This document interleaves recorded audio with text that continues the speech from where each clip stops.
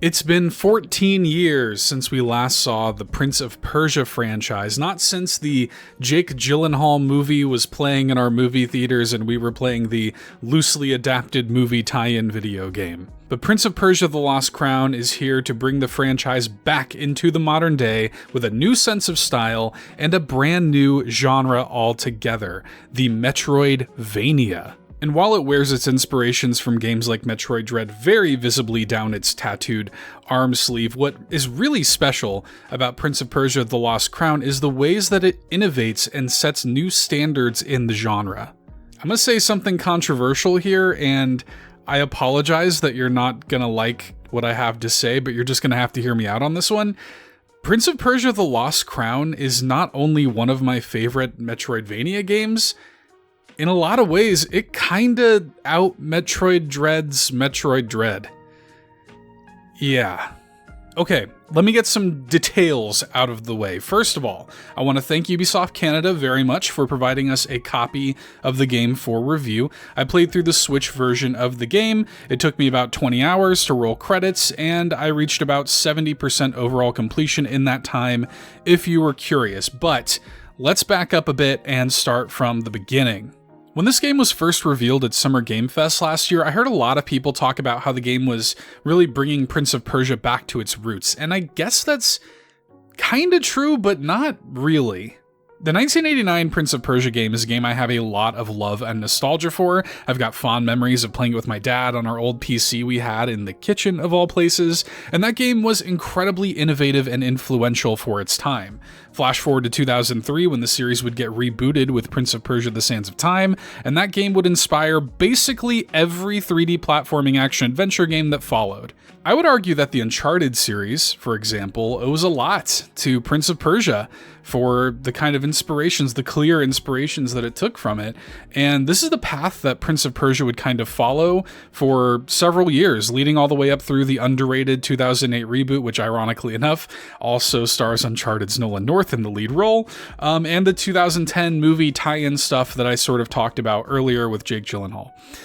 But now we've got The Lost Crown, and we've got some questions to answer here. First of all, how does this game work as a Metroidvania?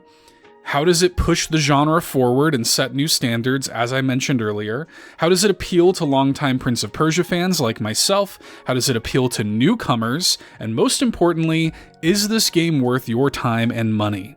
So let's kick things off by talking about the story. In Prince of Persia: The Lost Crown, you are not playing as the titular Prince of Persia. You're playing as Sargon, who is one of the immortals, which is basically like these this group of immortal people who are kind of like the Avengers or something. They're like little superheroes that protect Persia and the throne of Persia and its people. And these are real things in Persian myth. The game actually taps a lot into Persian mythology in really cool ways. And after a series of events, the Queen of Persia sends you and your fellow immortals to Mount Kaf to rescue the kidnapped Prince Hassan. That's the actual Prince of Persia. We got to rescue the Prince of Persia. But upon arriving at Mount Kaf, it's clear that not all is as it seems. There's some weird time junk going on, very par for the course for the Prince of Persia series. So it's up to us to power up Sargon so that he can solve the mysteries of Mount Kaf and save the Prince of Persia. This game's got a lot of themes that you kind of come to expect from the series: betrayal, purpose, royal politics, time, sand. And while it tries to speak a little about like finding yourself and discovering what it is that you're fighting for, the story itself very much, in my opinion, takes a backseat to the characters. This is a good example of less plot, more character, and for me it works because the immortals are great. Their designs are great, their vocal performances are great. There's actually a really neat detail. You can go into the options menu. The game is fully dubbed in Farsi if you want a truly authentic experience. So shoutouts to that, really cool. And I didn't recognize, I don't think, any of the names in the voice cast. I'm somebody who knows a lot of voice actors, and I didn't recognize anyone. So it's a cast of relative unknowns, which is really cool. So shout outs to that. And yeah, you endear yourself to the immortals and these characters pretty immediately. I like them all. I mentioned it before, but the immortals are real pieces of Persian myth. I really like how the game leans into that. One of the collectibles in the game are these like lore pickups that you'll find all over the world that give you a lot of additional mythology and flavor if you're willing to dive in. I also really love Mount Kof itself. It's this mystical mountain and ancient city structure home to the Simorg, which is this giant mysterious bird god that controls time and protects Persia.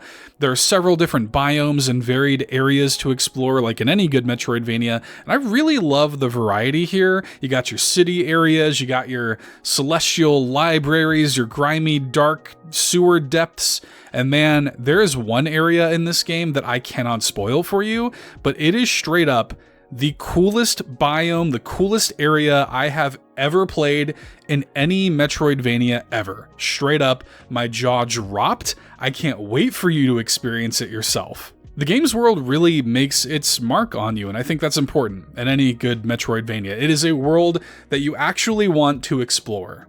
Speaking of exploration, when you boot up the game, you're greeted by a bunch of different options, and one of them is the choice between exploration mode and guided mode.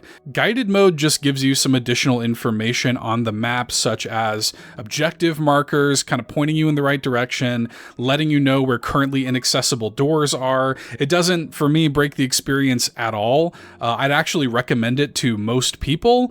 Exploration mode definitely feels like it is there for the real heads, the real purists, and of course you can switch it on and off anytime you want if you want to have a more sort of pure Metroidvania experience. And one of the biggest new innovations that the Lost Crown introduces is the Eye of the Wanderer, which is basically just a fancy way of saying your map, but you have the ability to store visions within it, and here is how it works. You know that moment in every Metroidvania game where you encounter something you can't reach yet, but you know that later on you're going to get an ability that'll help you reach it, and how in most Metroidvanias you wind up forgetting where it was in the first place? Well, in this, you just hold down on the D-pad and it takes a screenshot and marks it on your map instantly so you know exactly where to return to and what the area looks like. This is wonderful, and every Metroidvania needs to incorporate this moving forward. I'm serious. You do have a limited amount of these visions, but you can collect increases to them, and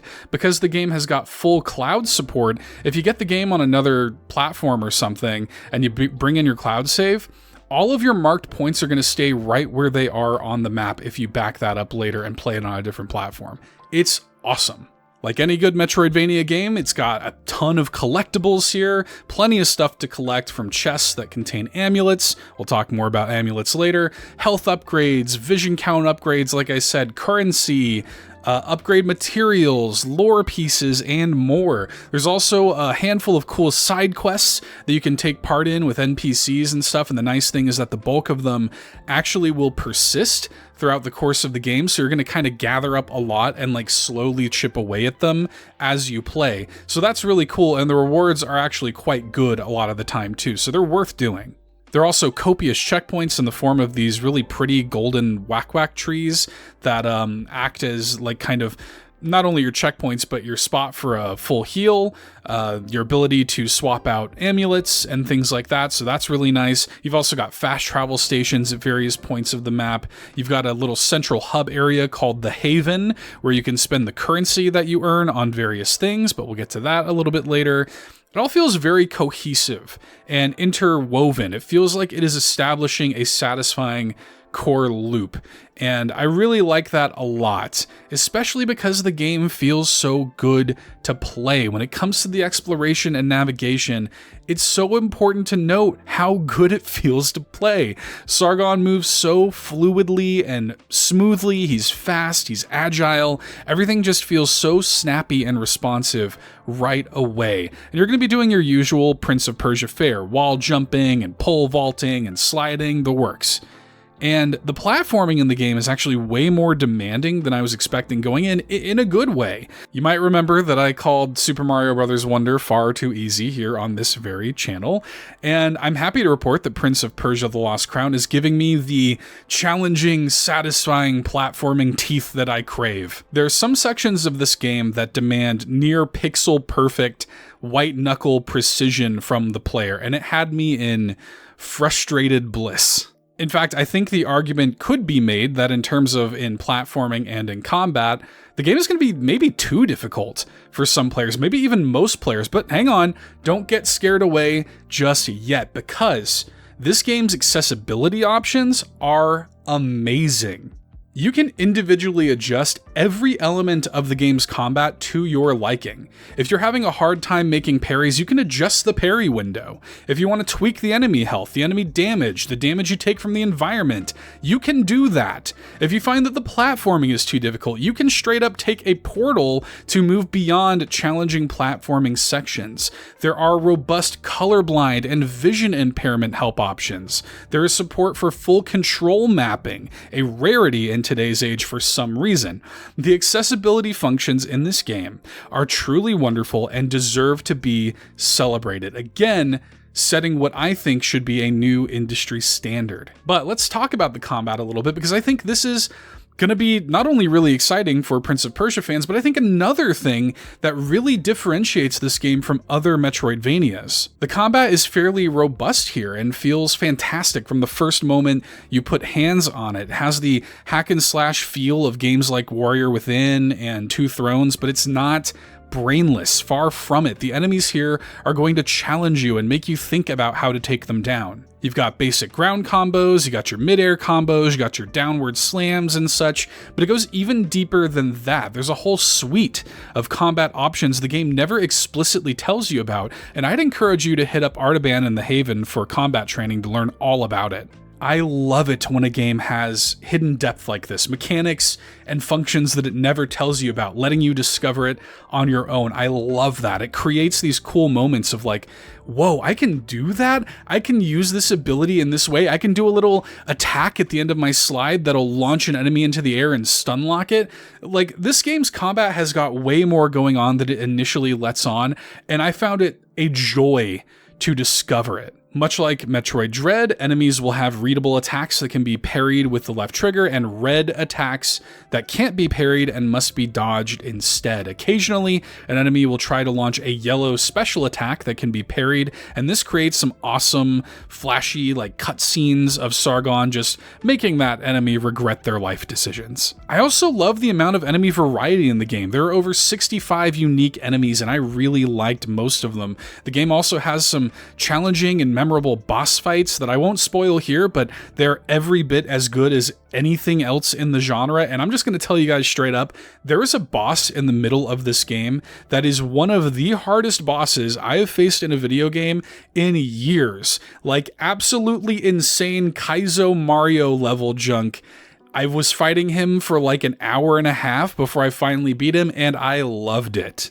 You've also got your Athra Surges, which are basically like ultimate moves. Your Athra meter increases when you take or deal damage, and it can go up to 3 levels. From there, you can set up to 2 Athra Surge abilities that have various level costs, and you can trigger them whenever you want to in combat. These can range from offensive abilities to AoE abilities to even healing abilities. It's a neat addition, but if I'm being honest, I kinda just found the Athra Surges that I liked and stuck with them most of the game.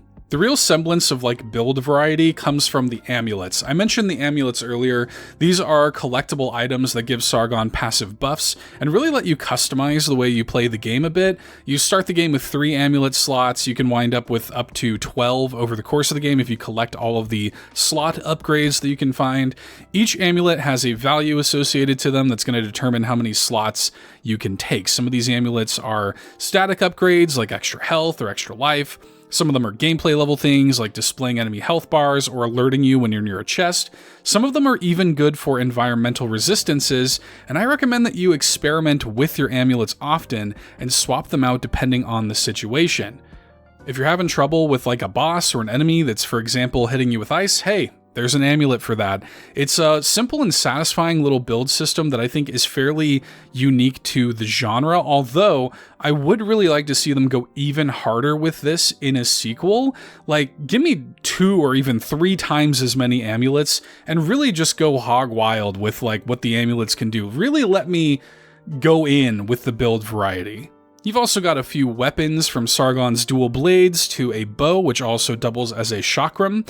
These are all great and satisfying to use both in combat and traversal. So while your bow is a bow, and you can fire at enemies, you can also use it to shoot open mushroom platforms. While you can throw your chakram at enemies in combat, you can also use it to activate gates and platforms. It's awesome. And all of these weapons and amulets can be upgraded at Kahiva's Forge in the Haven, and I highly recommend you keep your gear upgraded because you're gonna need it. Another thing that the Lost Crown goes harder on than most Metroidvanias I've ever played is in the puzzle-solving department. This is also something that the old Prince of Persia games are really good at, and it's cool to see it here. There are plenty of combat and platforming challenges in here, but what I didn't expect was how well they were going to be able to translate this element of Prince of Persia into the Metroidvania space.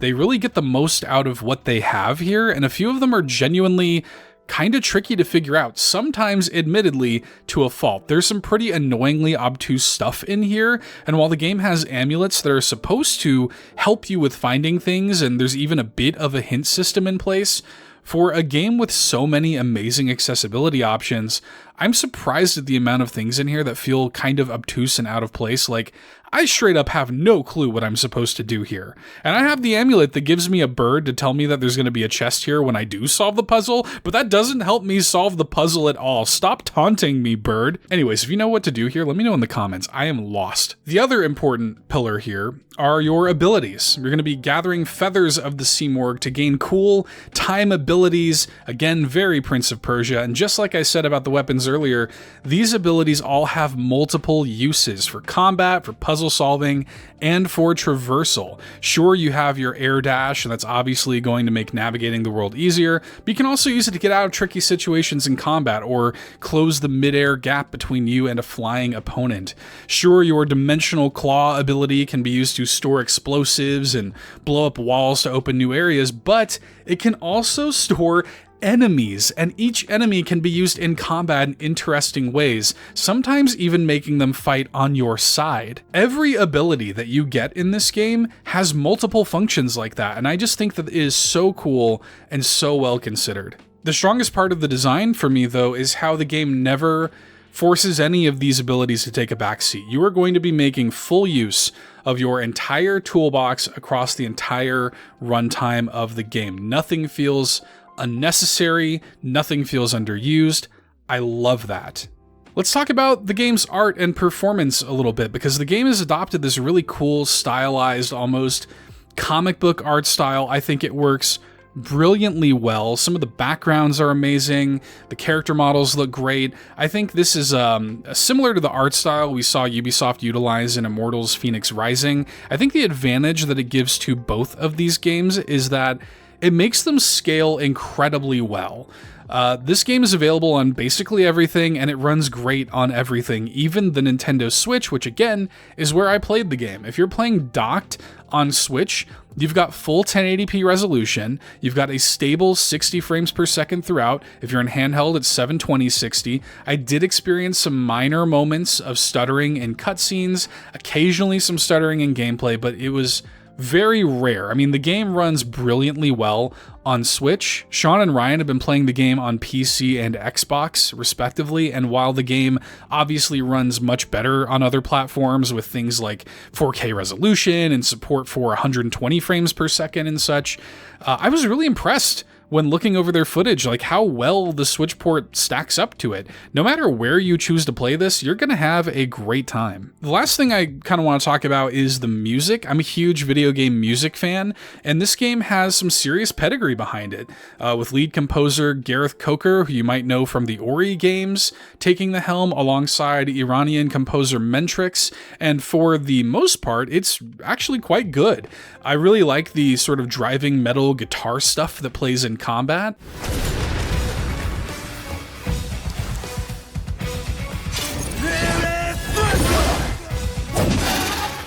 And in a few spots in the game, there's some really good melodic stuff in there, even though I'd say that the bulk of the game's soundtrack is quite ambient, but there is a problem. Sometimes it's actually too ambient. There were times I was very impressed by the piece of music that was playing in an area, and I would stop to listen to it. It was very atmospheric and cool, but then there were multiple stints of the game where it sounded like there was no music playing at all, beyond some very faint drums or something. Check out this clip from the game's hub, the Haven. You'd think that the hub of the game would have a strong melodic presence or theme tune playing, but it's almost entirely silent.